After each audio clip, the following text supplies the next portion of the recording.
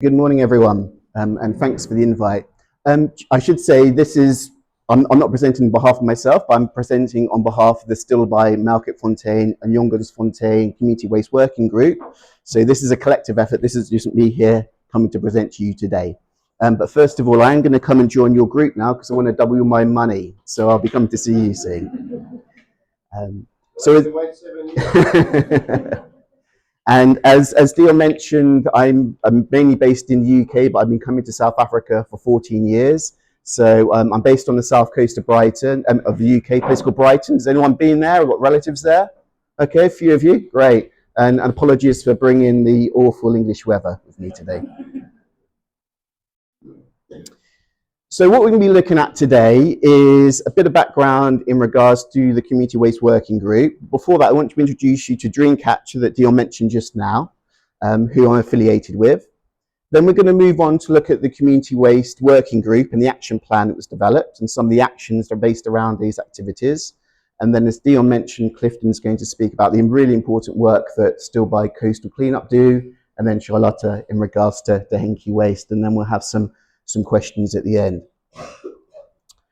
So before we start, just a bit of context in regards to Dreamcatcher South Africa, or NPC. I'm only here because of Dreamcatcher. I noticed there was a presentation to this group a few months ago, and in there it was talking about the different social challenges there are in the wider Still by area. And I noticed there was just a bullet point on Dreamcatcher. I think it's really important to note the really important work that Dreamcatcher have done, in particular, the important work that Anthea Rousseau has done. Anthea, I don't know if you want to stand up. Or she's hiding here at the front. So Anthea has been really important in shaping Still by Malkit Fontaine into what it is today. If it wasn't for Anthea and some other community members, this building wouldn't be here. She was pivotal in setting up Jagersbosch back in the late 1980s. And I noticed from looking at the U3A website, I think Helen Dockel is a member. Is she here today? No? Okay. She wrote this excellent book on the screen. I mean, you can still get it at the Still by Information Bureau, which documents the history of Jagersbosch and plays testament to the work that Anthea and many of her colleagues did at that time. Moreover, Anthea was pivotal in setting up the Still by Information Bureau. This is her in the middle. It looks like some kind of girl band. And also the well route, which is still there today.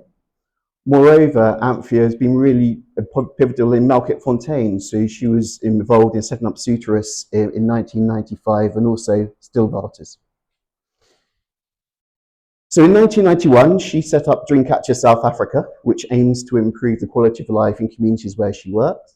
And the organisation is underpinned by the three principles of sustainability: economic development, social engagement, and also environmental protection, which is a focus of the work we'll be looking at today. And whilst Dreamcatcher is based in Malkit Fontaine, they work in communities across South Africa, and they work in an integrated way. I think what's really important about the work that we do. It's not about giving out handouts, it's about enterprise development. It's about supporting entrepreneurs to develop. I haven't got time to go into this in huge detail today, but I know the slides get circulated. There are links on the slides to the Dreamcatcher website, which goes into a lot more detail about the work that Dreamcatcher do. But just some examples: tourism enterprise. So if you go into Malkit Fontaine, there are homestays where visitors, tourists can go and stay at homestays with entrepreneurs. They also have Cook Up with Kamama, where you go and eat authentic African food. How many of you have seen the murals around Malkit Fontaine? Okay, the beautiful murals telling stories of the history of the area. That was a Dreamcatcher project that was launched in 2016, where the Dutch ambassador to South Africa, Marisa Gerards, came and launched that project, and that's still going on today as we speak. Maybe not as we speak, but we've got volunteers working in the community, painting the latest murals. There's 4 new murals that have gone up over the last couple of weeks. Over that time, Dreamcatcher have welcomed tourists from over 30 countries. So a big impact, bringing tourists in, leading to the economic development of the local area. Likewise, lots of work with youth. Until recently, they coordinated the Step P Literacy Project, where they distributed over 26,000 books to the local community, but also in the wider Western Cape.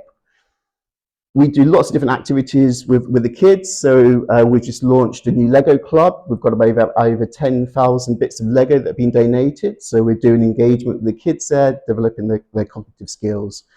We take the kids on field trips. So to, for example, the local Blombost Museum, to get them learning about their culture and heritage. We've taken to the Bottler's Cop Game Reserve, to the Kango Caves. So really getting the kids up there, new experiences and building up their skills. Also a lot of work in terms of health. So we've worked with Dentaid a few years ago. They came over from the UK and they gave education classes on dental health to 800 kids and saw over 200 patients and treated them. I also noticed you had a talk a few months ago from the priest from St Augustine's Church. I don't think he showed you any of these images. So back in 2008, Father Stevens from St Augustine's Church preached Dreamcatcher because the old rectory was falling apart. It was being used for antisocial behaviour. So Dreamcatcher completely renovated that building, and that was our bay home until the end of 2022. And you can see how the building was transformed over that time. Likewise, this is the historical church in Malket-Fontaine, built in 1908, the oldest church in the area. Again, the church approached Dreamcatcher in 2016 because the building was falling apart. So Dreamcatcher completely renovated the building, and that's used as a community resource. So really, really important, taking these spaces which are being wasted and transform them into community resources. And likewise, the church grounds which were being used as a dump site, being used for food production. So lots and lots of interesting projects. Please, if you're interested in learning more, go onto the website. And the work is globally recognised.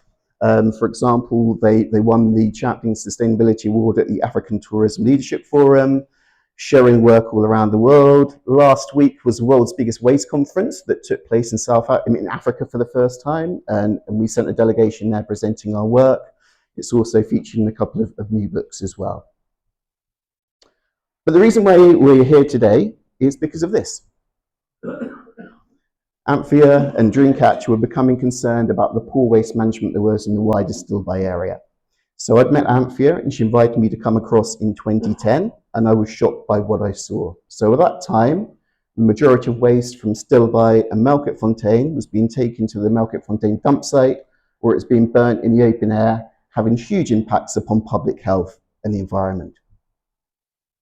No controls in place, animals grazing across the site. Anyone could take any types of waste there to be dumped, electrical waste, pharmaceutical waste. The site was being used as a playground by kids. Big problems, big challenges. So ever since then, I've been collaborating with Dreamcatcher, and we've done lots of work engaging with the community, not just from Malket-Fontaine, but other communities as well, raising awareness of the challenges of waste, doing training programs. We've also done waste composition work. So this is an image of me when I had more hair back in 2016, where we did waste composition analysis. So this is the first ever waste composition analysis done in the wider Stilby area. So this is where we take your rubbish and we sort through it and we try and find out what there is. And based upon that, working with my design colleagues back at the University of Brighton, we started to think about what products could be made using low-cost, localized technology. And we did video calls to the community in South Africa, where we shared our ideas and prototypes. So for example, this is a laptop bag, which is made from plastic bags. You put it in a heat press, a t-shirt press, you produce fill material, you can cut that out and produce these kind of bags. So we were fortunate to get some funding from the British Council, where we actually rolled out this program in, I think, 2017-18. It was launched under the Made in Malket-Fontaine banner, and all the different things you've seen in front of you are crafts and items which are made by local entrepreneurs from local waste materials. So again, I don't want to dwell on this now. You can go away and look at this in more detail on the website if you're interested. Which brings us on to the Community Waste Working Group. So back in 2014, the first Community Waste Working Group was set up. It was set up by Dreamcatcher. And the aim of that was to bring stakeholders together to see how we can work together to address the waste challenges that there are in place. In 2018, that was expanded to the wider Stilby area. And of course, then sadly, we had the pandemic. So post-pandemic, it was relaunched in 2022, and it's now known as the Stilby, Melkert-Fontein and Jongersfontein Community Waste Working Group. It's completely independent, and it's not affiliated at all with the municipality. And the whole idea is it represents the stakeholders of the wider Stilby area to see what we can do to raise awareness of waste, change people's behaviour, reduce waste, and encourage people to improve the quality and quantity of recycling and essentially clean up our environment. And there's a whole range of different stakeholders involved. We've got Henke, who's presenting later today. We've got Coastal Cleanup with Clifton. We've got Nick, Nick, I don't know if you want to stand up or show yourself. So many of you will know Nick from the Still by Interest Forum. He chairs the committee. We've got Dreamcatcher. We've got Marianne, who I saw hiding at the back, who was, many of you will know, who when this first started was from the Tourism Bureau, but now is an independent with her firm Milkwood. So lots of different stakeholders coming together, sharing ideas and looking at how we can address waste challenges. But what we needed was direction. So we wanted to kind of, okay, what are the key issues? What do we really need to be addressing? So we were fortunate enough to get some funding to develop an action plan. So our whole idea of this was to give us direction and a clear idea of what the key issues were. So the objectives of the action plan were to look at the drivers for change. So what legislation is there? What policy is coming out from national level through to provincial level? What's currently happening in the area, and what are people doing? What kind of initiatives are there? What community initiatives are taking place? What are the key challenges in regards to waste impacting the community? And then how can we change those challenges into solutions? How can we work together to address these issues? And also set up a pathway of actions to address those challenges. So what do we do? Well, we reviewed thousands and thousands of pages of documentation, ranging from national legislation through to that from the Western Cape, through to the Garden Route, through to Hesequa. And I have to say, there are some excellent documents out there. Hesequa has some excellent waste strategy documents and plans. The issue is implementation. It's very easy to write things down on a piece of paper. It's a lot harder to actually mobilize and put those things into action. We also collected qualitative data. So we got responses from nearly 300 households and businesses in regards to how they manage their waste, what initiatives are aware of, what their concerns are. And just to put this into some kind of perspective, this is the most comprehensive information that's been collected from businesses and households ever in the wider Stilby area. If you were to look at the Hesequa local municipality waste minimisation plan, they did a survey, they got responses from, and I'm going to check this because I don't want to tell you the wrong information, from 11 businesses in the whole of Hesequa and from 8 households, including 1 household from Stilby. We also did learning labs with stakeholders where we shared some of the findings we had and we got their input, and we assessed different interventions. You know, these are things we could be doing, should we be doing them, and what the strengths and weaknesses would be. So we had a whole range of different stakeholders who came together to discuss this. So based upon our findings, this is our assessment of the waste system locally at the moment. So we're using these emojis. So when we think we've got the things in place, we've got the green with the happy face. Where there's opportunities to improve, we've got the amber face, and where improvements are needed, we've got the red face. So what we have here are the different components that make up an effective waste management system. So if we start in terms of A, which is waste collection from your household, well, that gets a nice smiley face. I mean, do you all agree that the municipality do a pretty good job collecting waste? Yeah? Okay, good. Okay. Get a round of applause. Okay, maybe they're not doing so well at B though. They might collect this stuff, but where does it go? Well, at the moment, it goes to very poor performing landfill sites. And I'll show you more information about that in a moment. We've got C, we've got the recycling service. So again, I think, and again, you might get a round of applause here, Charlotte. I think Henke do an excellent job collecting recycling. And Charlotte's going to share more information what actually happens to this stuff. What we're not doing so well at is composting. So as we'll look at the moment, a lot of the waste that's generated is organic waste. So food and garden waste that can be composted at home.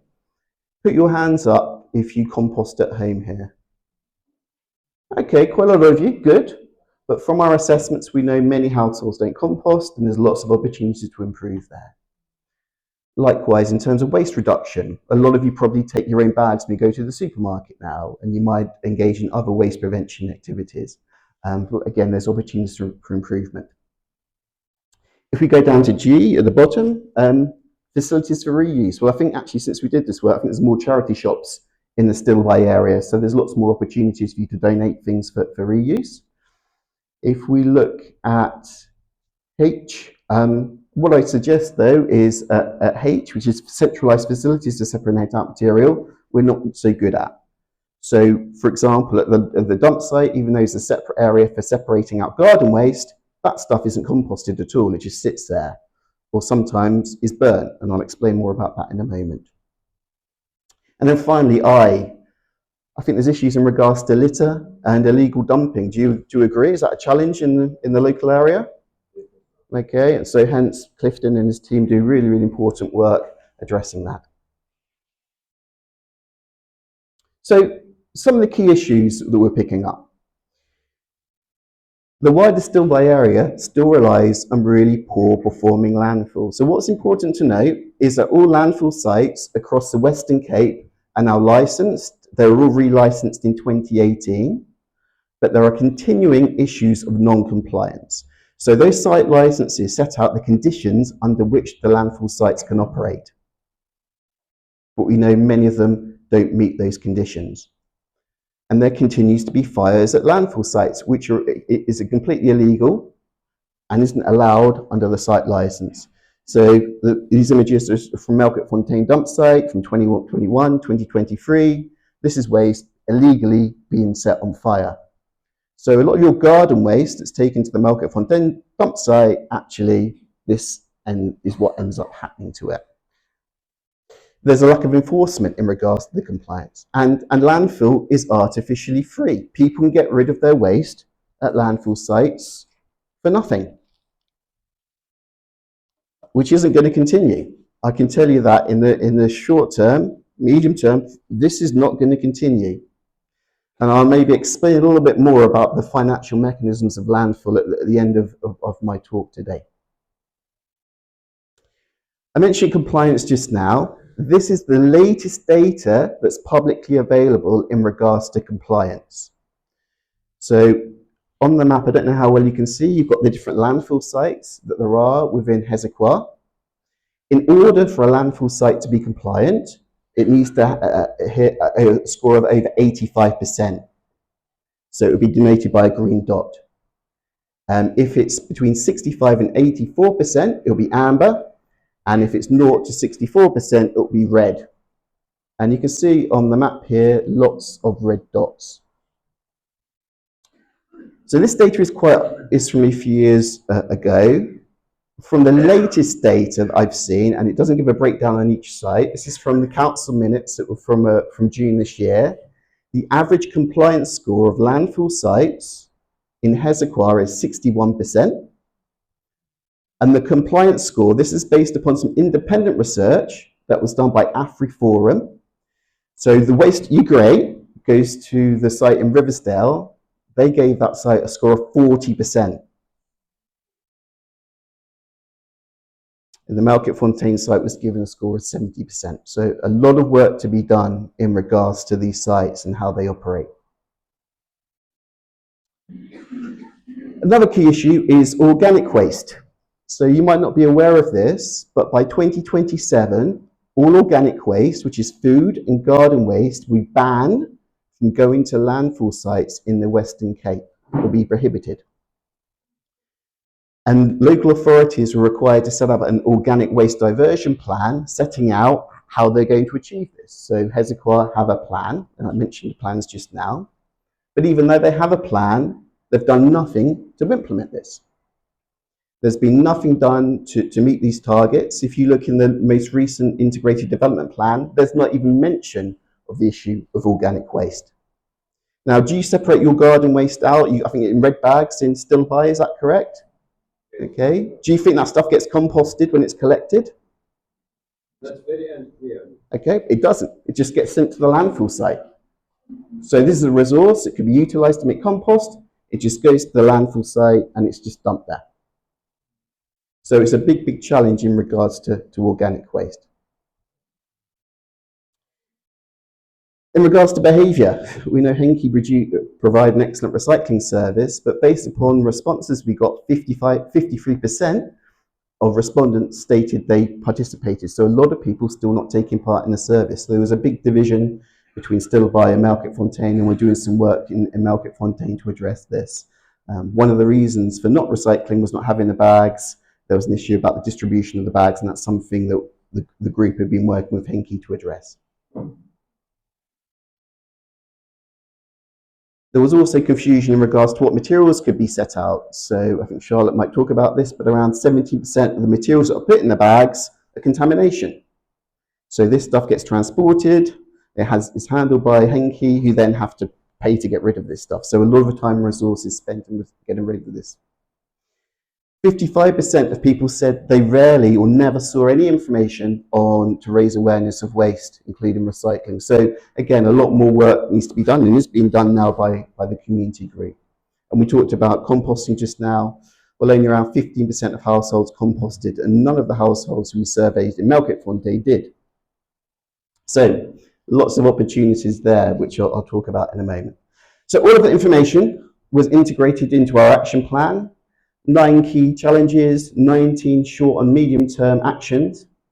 And as a working group, we've prioritized 4 key areas based around citizen engagement where we can work together to address these challenges. So the first is organic waste. So what we have here is information taken from different waste composition studies that look at the composition of the rubbish that's being thrown out. So we've got different communities along the bottom. The numbers in brackets are the sample sizes. And really what I want you to focus in on is the green portion. And that is that is the amount of food waste that there is in an average black bag. And you can see those rates vary from 30% in Malkit-Fontein. Now, a lot of that food waste in Malkit-Fontein is more peelings and skins from food, compared to about 53% in Stilby East. Whilst in Stilby East, there's a lot more edible food that people are throwing out. So on average, around 41% of the rubbish which is being sent to landfill at the moment is food waste.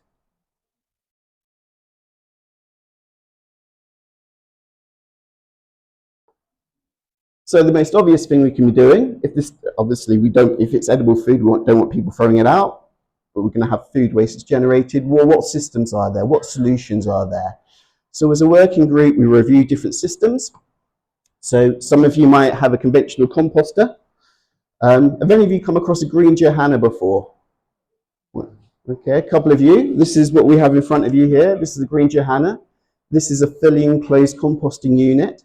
Unlike conventional composting units, it can handle all meat, fish, processed food, cooked food. We actually brought our first green Johannas across to South Africa in 2010 in Malkit-Fontein, and 14 years later, they're still working.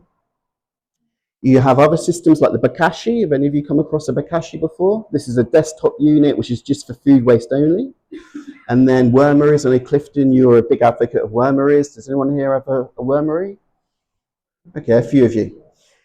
So we review these systems and we decide actually the green Johanna system is the most conducive for the area because it takes all food waste, it can also take garden waste, it's got a bigger capacity.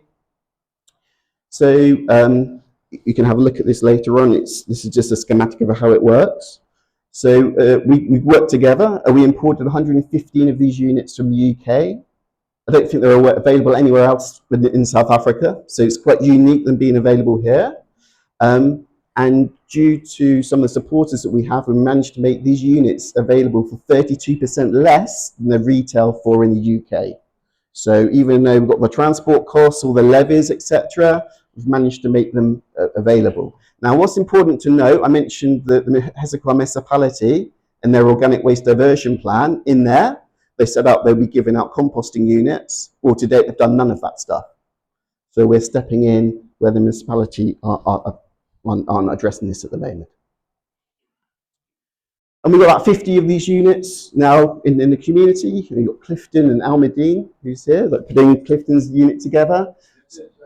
These are the good Johannas. Yep, they're up, they're available. If you want one, we've got leaflets at the front as well. And we're going to be doing a bit of work in the forthcoming month to actually look at how much waste has been diverted by these units. We've got waste awareness and behaviour change work, so there's some excellent members of the working group. So have any of you come across anti-mortgeurs? Okay, so they're a community group. Peter Murray, some of you might be familiar with him. This is anti-mortgeurs, he's the mascot, goes into schools, community groups, talking about the impacts of waste and reducing waste. There's some really excellent work being done. Got a picture of Clifton here with the coastal community group, and again, a whole variety of different groups are involved in community cleanups. Clifton's also doing some really good work engaging with businesses, and we're also creating a local reuse directory. So bringing together all the different initiatives that are taking place in the local area and disseminating that information out into the community. That's something we're hoping to release later this month. We've got Marianne at the back as well, who's been really heavily involved in the social media work for the working group. So creating the Henke Waste Warriors. There's the WhatsApp group that you can join, which shares information in regards to waste. And likewise, we've got the SMGA Community Waste Working Group. So if any of you are interested in joining the Facebook site or the WhatsApp group, please let us know. We're also supporting local enterprise. So we showed some examples earlier on of crafting using waste. We've got Almadine here, who's from the Made in Melketfontein programme. She's creating bowls which are sold into the tourism market using plastic bags, plastic film. So again, adding value to the waste. This is Gertie, who's another Dreamcatcher enterprise. She's making bags now from vinyl banners. So you might go to an event and have these vinyl banners there. She's turning them into bags which are all being sold. So this is something we're looking to support as well. And then finally, data. So there's lots of data gaps at the moment, and this is something we're really trying to address. So the next month, we're going to be working with Henke, looking at participation rate monitoring the recycling scheme in Stillaby and in Melketfontein. We can be looking at the quantities of recycling collected, and we're looking to do some interventions with those households that aren't taking part. So trying to find out why aren't they taking part and give them information and encouraging them to. And as I mentioned, we're going to be doing some work looking at the impact of the Green Johannas. So this is our vision. This is data just from Melketfontein, but we know in rubbish bags at the moment, collectively, around 60% of that material could be diverted from landfill if we recycled or if we composted. You know, and this is achievable. We can do that if the community mobilises and participates in the schemes that are available to them. And I just want to finish off with the latest integrated development plan. We gave representation back to the municipality on this, and 3 months later, we're still not heard back in regards to our input. Something that really concerns us is that if you look at the draft of the integrated development plan, there is a risk register which lists all the different risks there are to the municipality. In the draft of that document, the shortage of waste disposal sites was earmarked as being one of the key risks. In the final published version, that was removed. And I don't know why. It's concerning to me. Are they not taking this seriously? As I mentioned, there's no reference to the organic waste diversion requirement from 2027. If you look in the integrated development plan, it's not actually in the main document, it's in one of the annexes there. It says the costs of rehabilitating the existing landfill sites in Hessequa currently stands at 65.5 million rand. So who's going to pay for that? If you look in the budget, for 26-27 alone, more funds are being allocated to sports and recreation facilities in Stilby, Jongersfontein and Melketfontein than there is for the waste infrastructure for the whole of Hezekiah for the 3 years of the IDP. So we've got these 15 main budget items.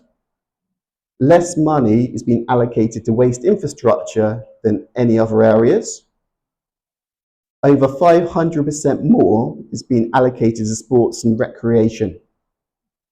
80% more is being allocated to office furniture for municipal buildings.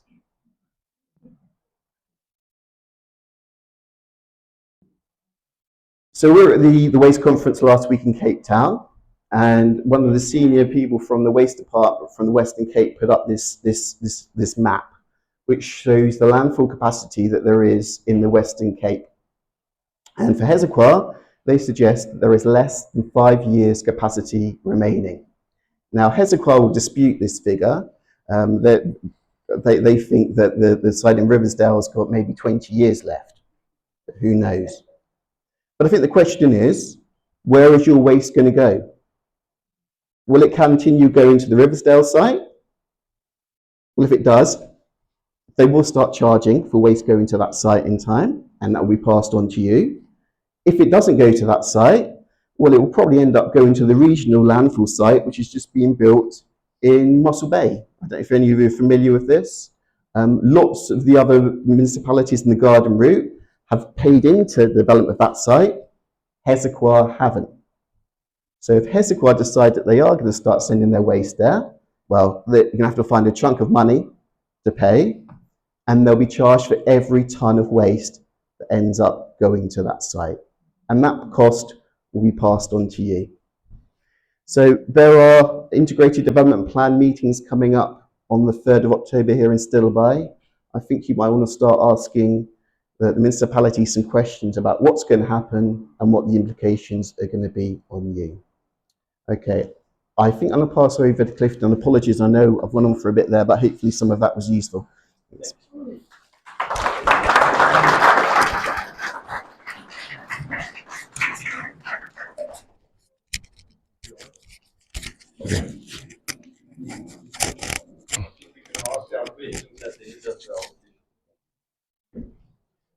You're going to run that thing for me, huh?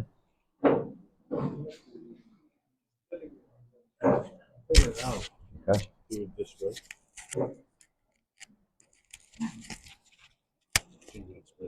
Okay. Yeah, good morning, everybody, from my side. My name's Clifton Donald. I'm a resident of Stilby and been involved with cleaning up the coast and river estuaries for probably nearly 30 years. It's a passion of mine, and have always been very aware of conservation and environmental issues. But yeah, I'm not an expert like Ryan, but I'm just a sergeant. He's a lieutenant. But anyway, yeah, we been associated to International Coastal Cleanup for probably nearly 30 years, and Sustainable Seas Trust, who are international organizations, and they just encourage us to clean up the coast and river estuaries. We're a group of volunteers. We have about 150 people on our WhatsApp group, and right now I'd like to encourage every single community member to get involved. We have huge challenges. Everybody thinks that our town is beautifully clean. It is, in comparison to other cities and towns in our country, and the municipality do a much better job than other places. And I'm sure you'll all agree with me. But the challenges that we have, it's a case of, Afrikaans say often, boer blank maar onder stink. And if you walk around on the coast and along the banks of the river, you can see the trash. We also have huge challenges with the homeless people, the vagrants. We're not allowed to call them bosslapers anymore. But they trash the greened areas in our town beyond.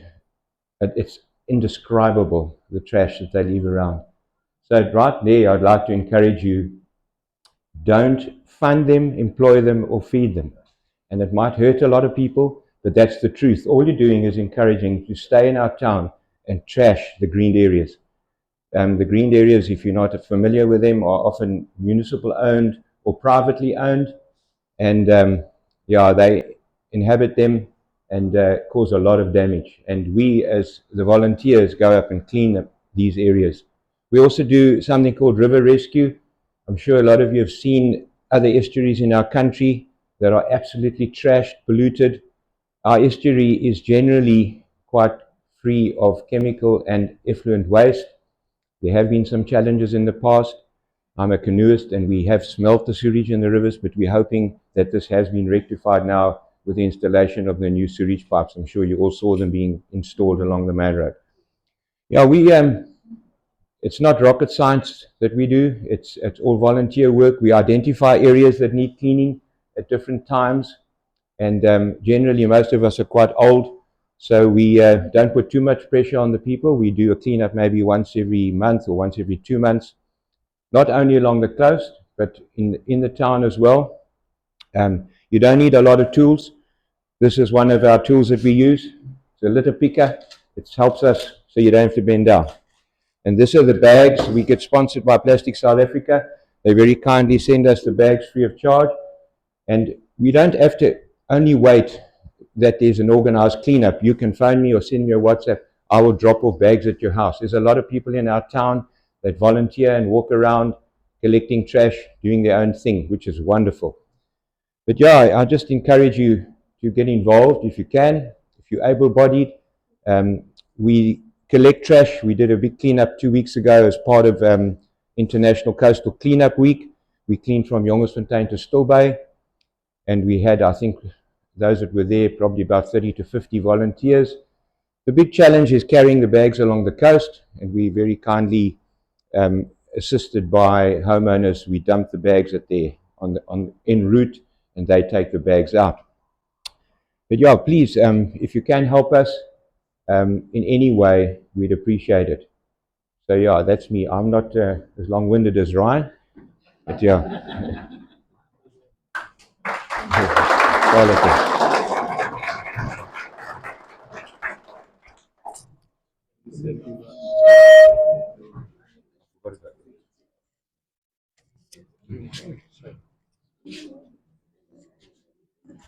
Kan ek jou ook opreek?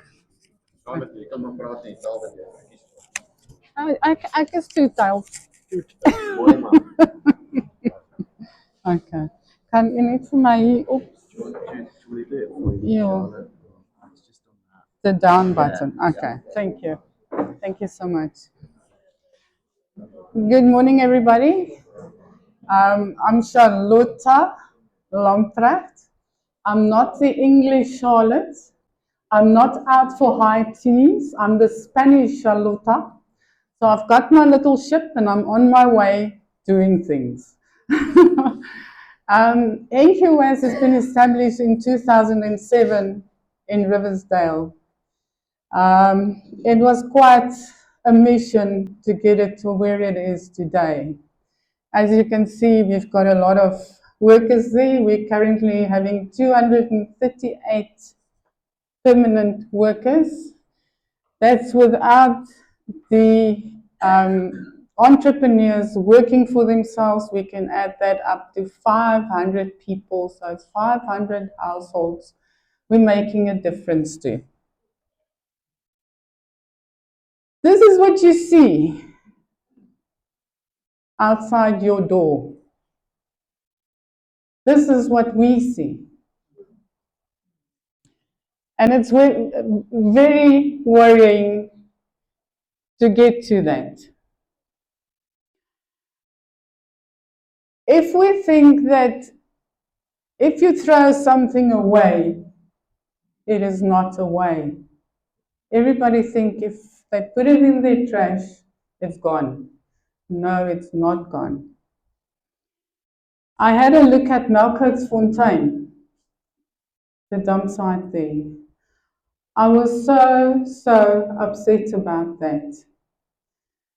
Ryan, maybe you can help me, but that was an illegal dump site a few years ago. I don't know if they're licensed yet. Yes, it's licensed. Okay, all right. But still, it's just for garden refuge and building rubble. But if you go there, you'll find household stuff there, plastics, cardboard. And the problem is, NQ Waste cannot be responsible for that. We try to teach people to recycle at source. So where you start with your waste, you need to separate and recycle that. And we're encouraging people as well to start with the composting.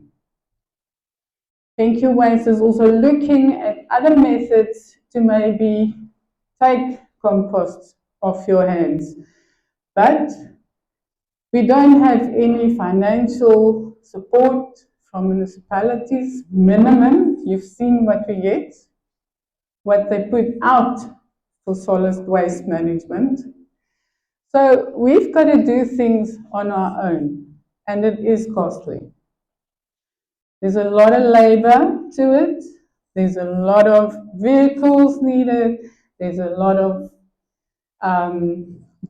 fuel needed, diesel, sites where we can do these things. So yes, we've got challenges. We've got different waste streams. We've got recyclable waste, hazardous waste, industrial waste, oils and fats, e-waste, domestic waste, and construction waste. But we are taking the manufacturers of this waste, your food packaging. I don't know if you've seen some of these plastic containers you get your fruits and vegetables in. They used to be PET. And PET sheeting is not the same as your PET bottle, the cold drink bottles. So that little container is not recyclable. But now putting pressure on the manufacturer, they've changed it to polyprop, number 5. So that one, yes, now we can recycle it. Good news, we've got a market for Tetra Pak as well. You know, your milk cartons, those one with the foil linings in it. Please, you can put it in your bags again. We've always taken it, we baled it and we stockpiled it. So we've got a market for it now. We're busy with Polyco for the polystyrene. Yay, because that's a big, big problem. But still, your meat, polystyrene, that's the bacteria in there, so that one will still be a problem. But your clear polystyrene, your veggies, your fruit, all those packaging, your new fridge comes in a polystyrene packaging. So we're going to start taking that. So they're assisting us with getting a machine to do that. So yes, there's a lot of new things on the horizon, and I don't. You know what? Let me just stop here. Let me talk. I'm not there.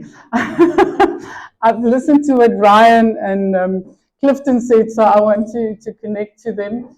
They're the lieutenant and the sergeant. I'm the troopie. Ryan, about the people saying they don't get information about recycling. Every year in January, in the beginning of the year, in January, February, every household in Hesakwa gets a bag with the pamphlet on it. That pamphlet you saw there.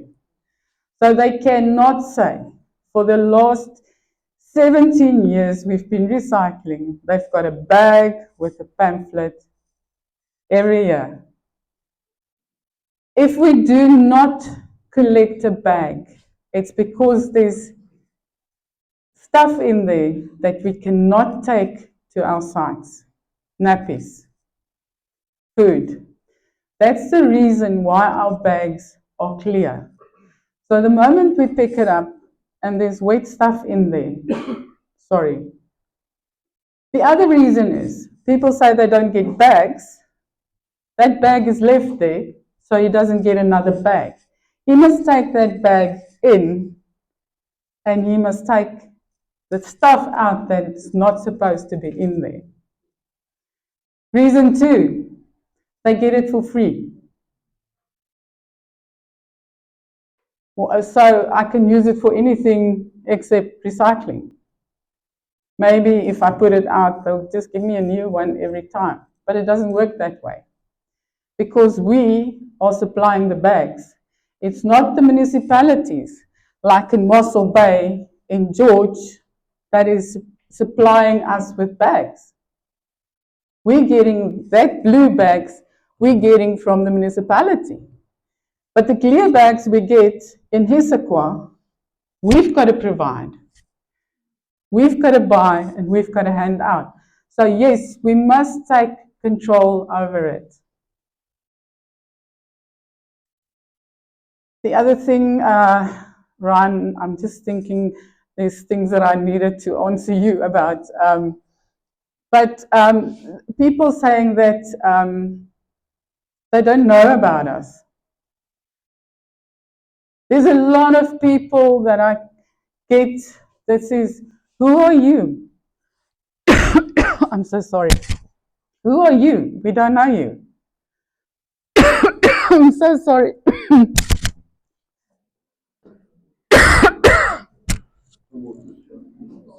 It's okay.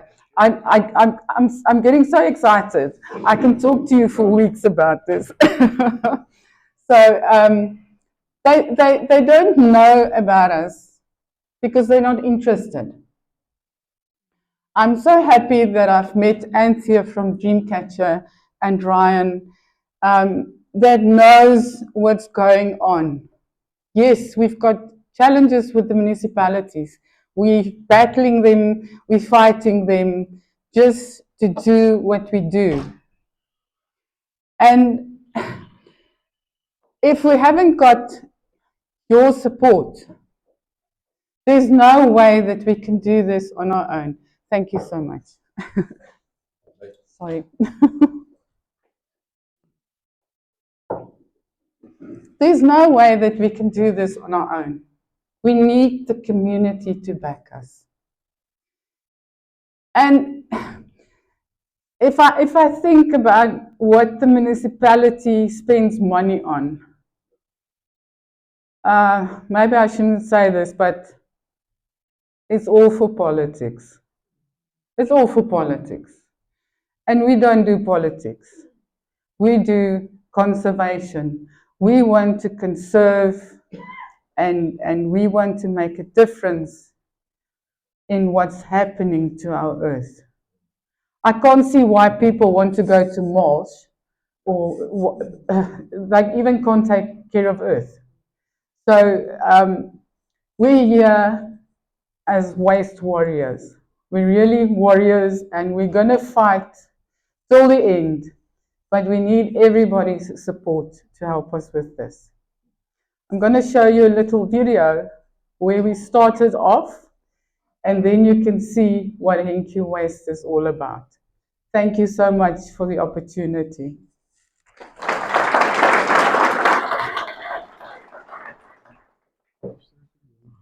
Right, yeah. See if it will play or not. I don't know if they're connected. I think this will work. Is it not going to work? U3A Presentation. No, it was a... Okay. Okay. All right. Okay. I do apologize. Apparently, it's not on my presentation. But you can go onto YouTube and you can do Top Women in Recycling 2017. I won the Petco Award for Top Women in Recycling. So I think it's something that Hisaqua can be proud of. Thank you. Thank you so much. Excellent work. Now it's time for questions. Maybe our speakers can stand